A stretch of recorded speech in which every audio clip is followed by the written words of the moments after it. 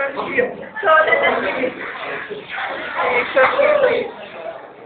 the responsibilities of a parent? Being a friend to his or her. Being a friend to his or her.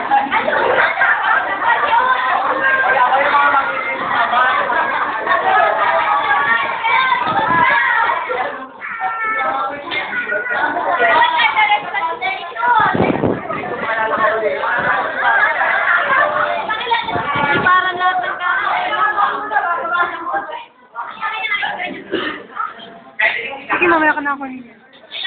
A pleasant and a gorgeous morning to everyone. My name is Bethany Paranada. Okay. Okay. This